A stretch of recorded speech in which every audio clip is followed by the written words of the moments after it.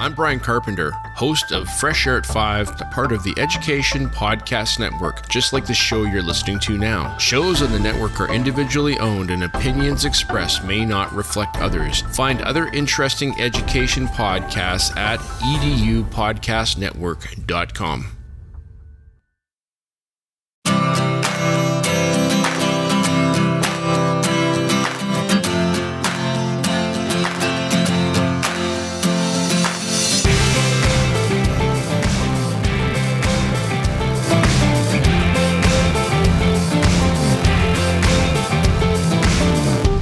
Thanks for listening to the Tech Tools for Teachers podcast, where each week we talk about a free piece or two of technology that you can use in your classroom. I'm your host, Shanna Martin. I'm a middle school teacher, technology and instructional coach from my district. And I'm her producer and husband, Fuzz Martin, and I'm Nat Geo Normal. I got nothing. Nat What? And I'm Nat Geo Ordinary Podcast producer. Nacho, like nacho? Nat Geo Ordinary Podcast producer. Uh-huh. Oh, yeah. you want to start that one over? No, we're great. Okay. It's January and it's cold. Yep. And we are surviving. Or not. Yeah, so we're here, episode 226. Wow. And it is January. And while Wisconsin is always like, our weather is something else. Last week it was like 40. Today, Actually almost got the 60. It did. Today it's what? A high of like 3. Yeah. Yes. And the wind chill tomorrow is supposed to be negative 20. So Those are all Fahrenheit numbers, by the way. They Yes. sound cold. They're colder than that. yes. So we are here and we are talking about Nat Geo. So it's been a minute since we've talked about National Geographic Kids. I went back in my repertoire of things. We talked about it last on episode 56. So it's been a while. Yeah. And there's been a ton of upgrades since we talked about it last. And I wanted to share some cool things that are coming up that will have resources for teachers of all grade levels. Often with National Geographic Kids, it's elementary to middle, but definitely as a high school teacher, you could use it as a reference point for different pieces of information, or if you need to send kids to a quick piece of research, they can definitely do that. But highlights of National Geographic Kids, there's upgrades. We'll talk about that since we've talked about it last. Like there's way more resources. They're easy to navigate. Covers all content areas from science to social studies to like animals and space and current events. There's just so many things that are going on that are covered on the site that are super helpful. It's very relevant topics. They always have highlighted. So like Martin Luther King Jr. Day is coming up today as this podcast comes out. There's tons of resources for that and all kinds of cool stuff. It's very easy to navigate. It's very easy to digest information. So if you need a quick piece of information, article to share with students, or I even think like older students, like journal topics or discussion points, it's a quick article that you could do for the first 5 minutes for your bell ringer at the start of class easily. And it's visual. There's so many great graphics and it's easy to see. That is really, really helpful. So the site is kids.nationalgeographic.com. kids.nationalgeographic.com. Did you follow that? kids.nationalgeographic.com. And there's just so many cool things. So I'm going to highlight some of those different pieces and share. So again, Dr. Martin Luther King is the highlight because that's what today is, but that's going to be a highlight on the screen. There's videos that go with it. If you need talking points for your students, I know many students don't have school today, but tomorrow and year round when you're talking and highlighting important people, there is all kinds of resources. So our middle school is setting up a Olympic project, and we are talking about the Olympics in every content area. So students understand like cross content information. Sure. And so for the week of the Olympics coming up in February, they're going to study the math and the physics and science. And then social studies, we're going to talk about the different countries of the world and athletes and where they come from. And then ELA, they're going to do some persuasion, writing, and argumentative pieces. So this is a great place to start. If you go to search and you literally just type in the search bar and type in Olympics, you will find information on Olympic National Park, which is great because we just did national parks in my class. Yeah. But they go through the first Olympics, the history of the Olympics, and they have fun things like animal athletes and just different pieces of information you can find about the Olympics, if that's something that you are going to talk about with your students. Across the top of the screen, besides the search bar when you go to their homepage, they have games to start with. They've got quizzes that will be about content. So like all things panda, you can take the panda quiz. Oh.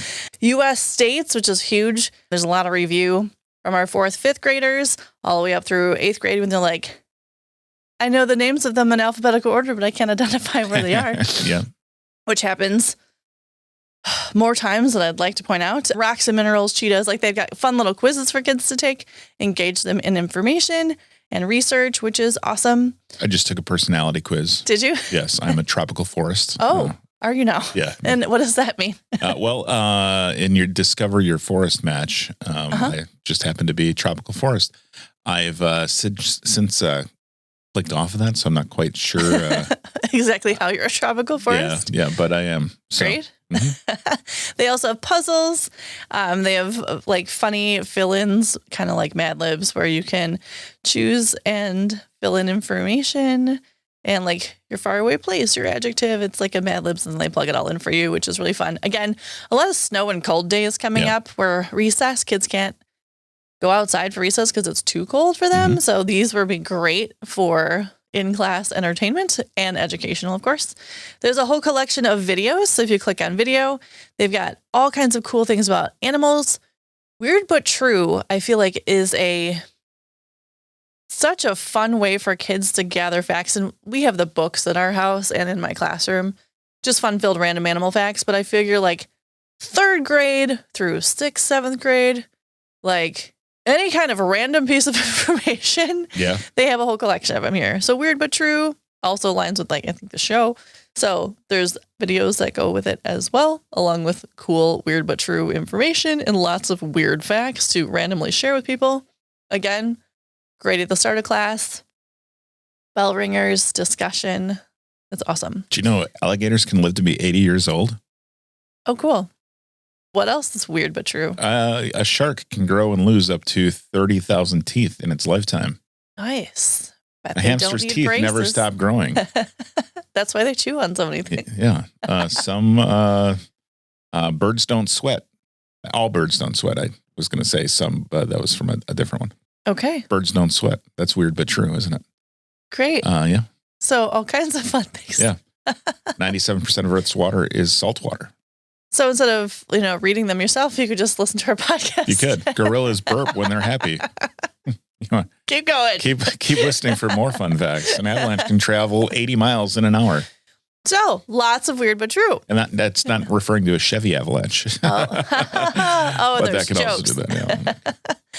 So again, engaging for all, not just students. They're fun. You could put this at your next dinner party. Everyone can have a random weird but true fact at their And at your next spot. dinner party, put out some chewing gum because chewing gum burns about 11 calories per hour. Okay, great. So you can eat a meal and then chew some gum. Yeah. Oh my goodness.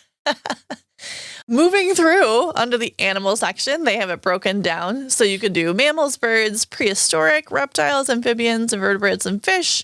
You can click on your birds, and then there will be the American crow. If you click on it, there's images, and then there's also an article. I always appreciate that they give random little facts to begin with. So common name, American crow, gives the scientific name, can't pronounce it. Type, it's a bird. It's about 17.5 inches, and then gives a little article, and then where it's located in the world.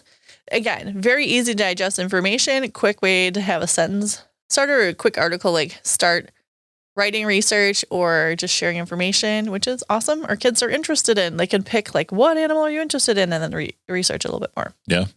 So plenty of information under animals. Explore more. This is where you get into they do have obviously the magazine. If you're unfamiliar with the magazine, you have to subscribe for, and most classrooms pay for it if they have it. But there are pieces of information from their magazine if you already get that in your classroom, which you probably would know that you have the resources available to you. They also have history, so it will give you specific articles about history. So like remembering 9/11, national parks, Women's History Month, women code breakers of World War II. Like there's some cool resources in history that will be great discussion starters or research for students. Yeah. Science, tons of science resources. Space, they have a whole cool thing on space, talking about Mars and different missions and all kinds of things with the different planets. U.S. states, very helpful when it comes to not just memorizing them in alphabetical order, but actually learning more and having photographs of the state. Like understanding that while Minnesota is called the land of 10,000 lakes, Wisconsin has 15,000 lakes. Take that, Vikings fans. Yes. And then there's like state fast facts, like Connecticut. So its nickname is the Constitution State. Statehood in 1788, it's the fifth state. Capital Hartford. So again, it gives you all those quick pieces of information. Great for a classroom activity if they've got the facts. And if you do like quiz pass with your students, where they each have a note card of information, they share it, and then they trade, and then they move around the room. It's a great way to practice your states. And then again, there's more weird but true. Gather all that information. And clearly that is entertaining for all. Weird but true animals, weird but true fish, weird but true birds, weird but true insects. I mean, it goes on. Weird but true mammals. All the things. All the weird things. but true countries, weird but true Earth. So you can just scroll through and have all the facts of all the weird but true information and be highly entertained for hours. Or your kids will be anyway. And since it's National Geographic, it has beautiful imagery. Yes. It's really well designed, easy to follow. Yes. Very easy for kids to find information. Like you can put younger students on the site and you can just, pin them to that tab or this site and they will be just fine exploring on their own and finding information and researching. Very few ads. Yes. The ads that I do see are for National Geographic. So. Yes. And the videos are cool then too, because like the ads, some of them have like little animals bebopping around and they're so cute. Mm-hmm. So lots of great resources. National Geographic Kids definitely upgraded from forever ago when we talked about it. Yeah. And lots of very relevant information coming up that will be helpful for your students. Again, if you talk about the Olympics or if you talk about fun animals and fun moment of the days, there's just all kinds of cool stuff to share and talk about. Indeed. With your kids. So on that note, if you're around here, stay warm. If you're someplace warm, enjoy it. Thanks for tuning in. This has been the Tech Tools for Teachers podcast. If you ever have any questions, you can find me on Blue Sky, Threads, Facebook, Instagram @SmartandWI. And if you want to get more information on the links to the technology discussed in this episode, you can visit SmartandWI.com. If you'd like to support the show, please consider buying me a coffee or two. Visit buymeacoffee.com/SmartandWI or visit SmartandWI.com and click on that cute little purple coffee cup. Your donations help keep the show going. New episodes each week, or almost each week. Thanks for listening. Go educate and innovate. The ideas and opinions expressed on this podcast and the Smart NWI website are those of the author, Shannon Martin, and not of her employer. Prior to using any of the technologies discussed in this podcast, please consult with your employer regulations. This podcast offers no guarantee that these tools will work for you as described, but we sure hope they do.